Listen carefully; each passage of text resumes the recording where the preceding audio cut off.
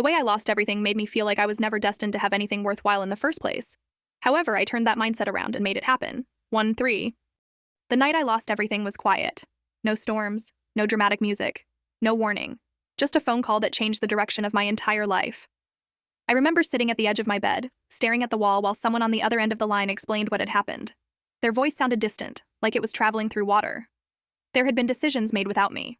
Promises broken behind closed doors. Money moved. Contracts signed. And somehow, even though I had done nothing wrong, everything I had built was gone.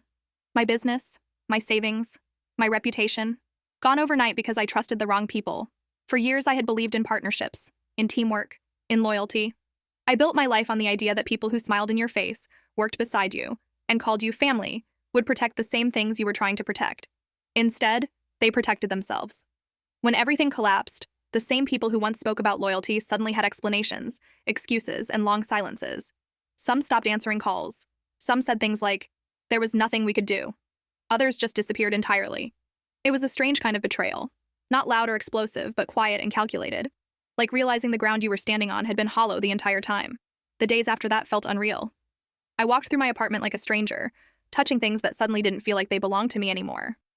The future I had planned, the one I worked years for, had vanished in a single conversation.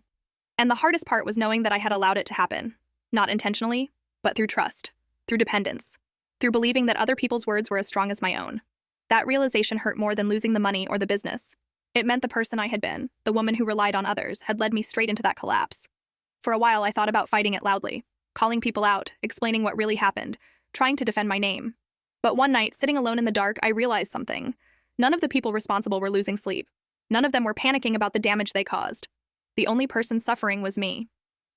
Like and follow for part 2.